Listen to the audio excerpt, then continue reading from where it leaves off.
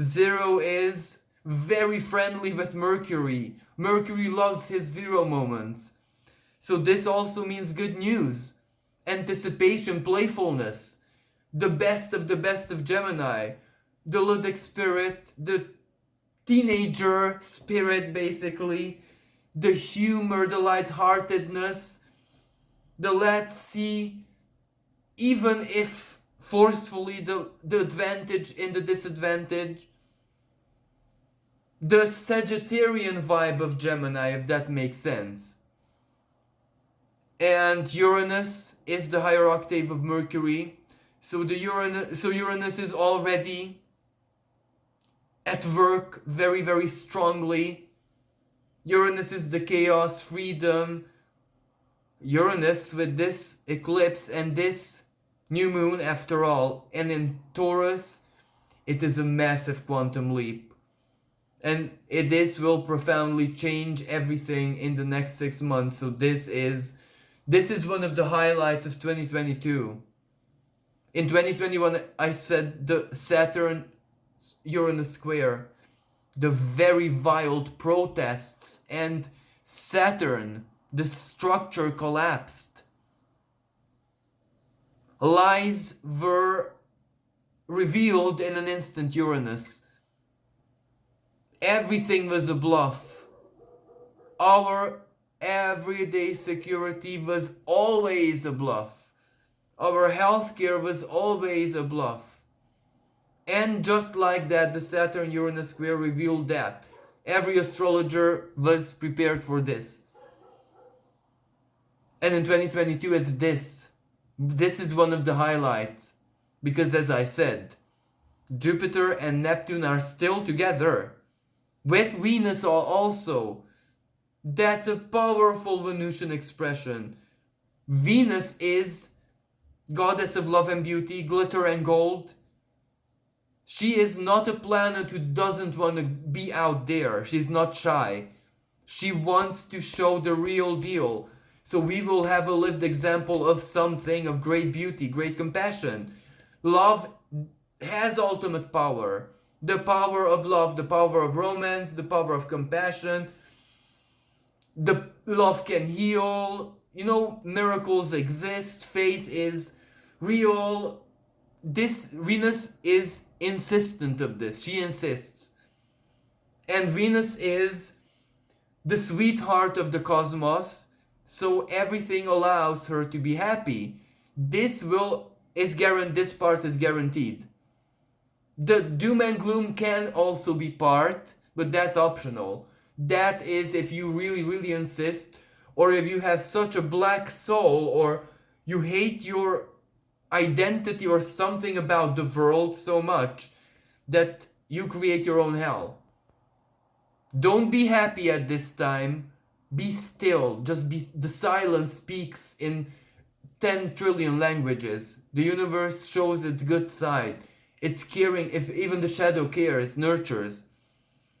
This is one of those legends when the Solomon, Archmage, ordered the demon to heal, ordered the prince of hell to bring prosperity to the land as a gesture of divine mercy and compassion. So everything works for nurturing, for this upgrade. Really everything tries to help us. But the truth is there is a lot of us. A lot of us. So we need to return to simplicity. Taurus. This eclipse is going to be conditioned by us embodying the spiritual value of modesty, simplicity, being satisfied with little, and encouraging natural in anything, even sensuality, natural. That means without mask, without let's pretend, natural. Just allow the body to do what the body wants when no timing, just be free. This is conditioned because the South Node in Scorpio watches like a judging eye onto everything that happens in Taurus, like the judgment of the eclipse as well. If you fall into the karmic trap of greed or anything associated with vanity and hair picking, because Scorpio is sophisticated, Taurus is that simple. And ultimately, the two are the same. You know, this is if I'm looking at, if I want to see a cell, how a cell looks like. I peel an orange and cut it in half, and there it is. Physically, I see it, that's it. But if I'm scorpionic, I'm hell-bent to buy a microscope and look at an onion cell, which is the same thing, but it's sophisticated. Taurus, Scorpio, right now, if we are smart, we do the Tauran expression and embrace everything natural. Belief, natural beliefs, intuition, inner guidance, everything internal, nothing external. We don't need 10 trillion books. We are all channelers, really.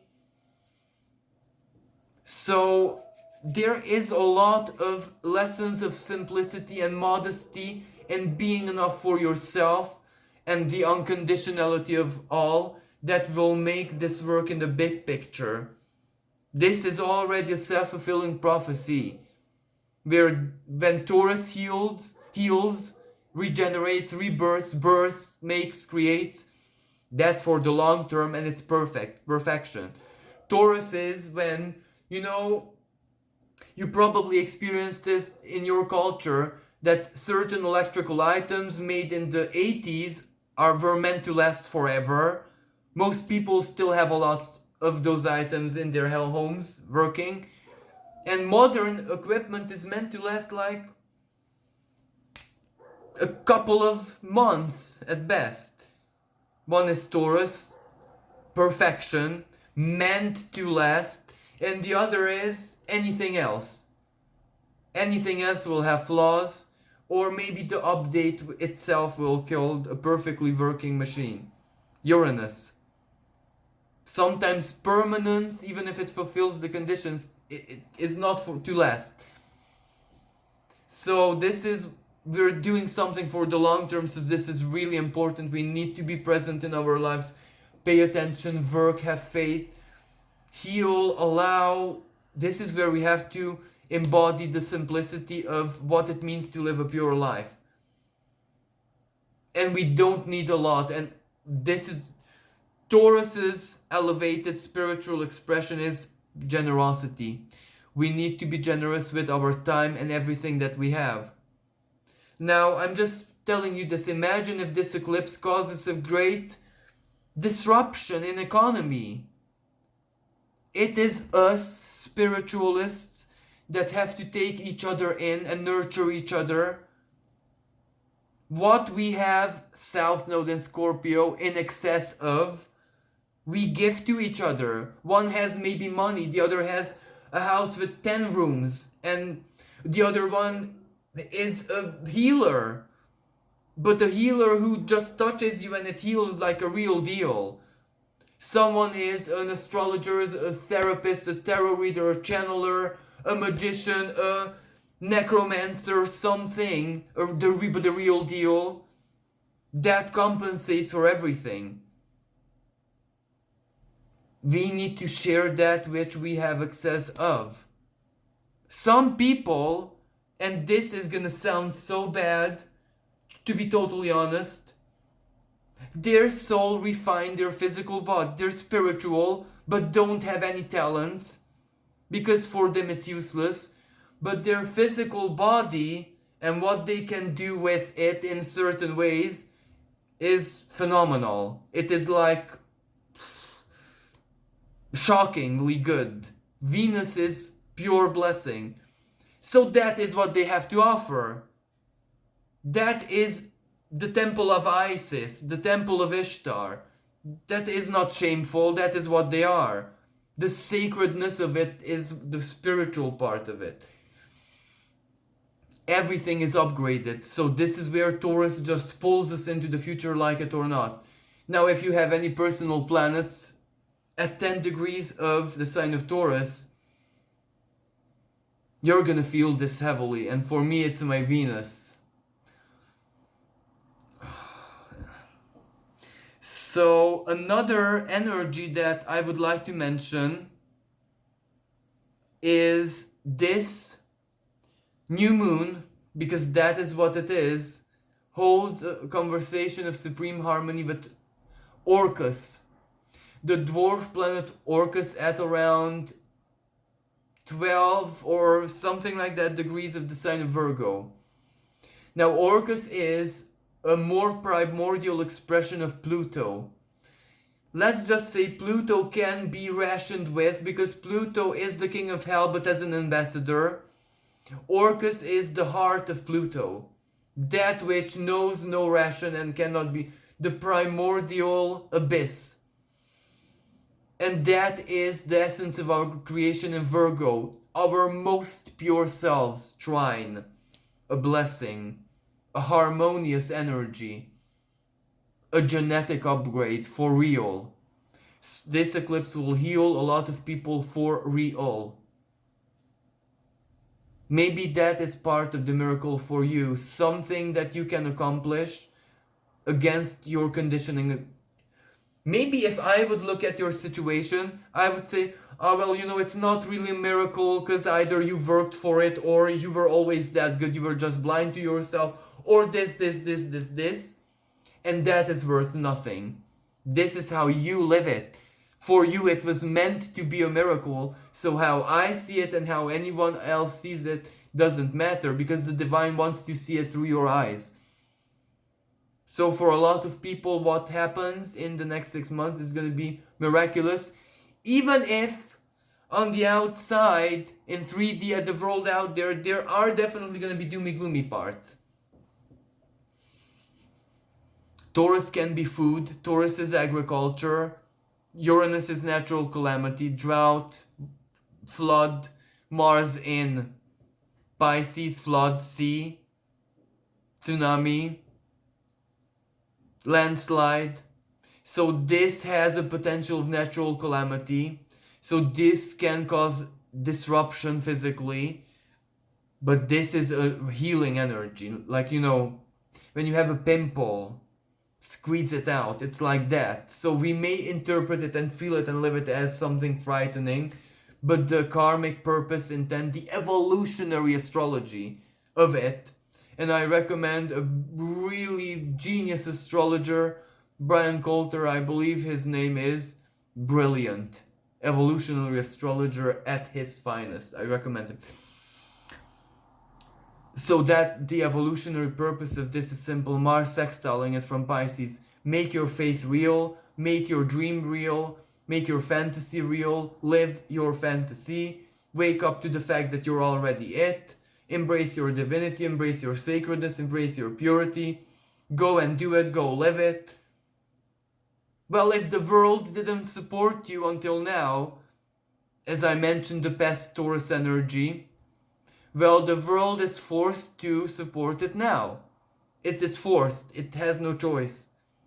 The world change is already done. It's real, like it or not. You are allowed to be who you are.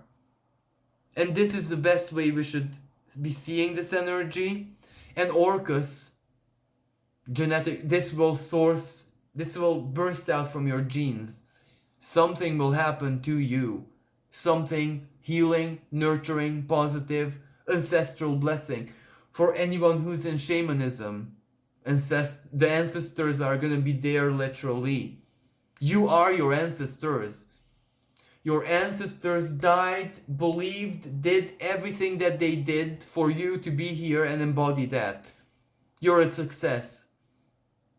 They are dancing happily over there, throwing a party, celebrating, because you are breathing right now and you are everything that they fought for, embodied, lived, the real deal now. This is like a random thing that just came into my mind.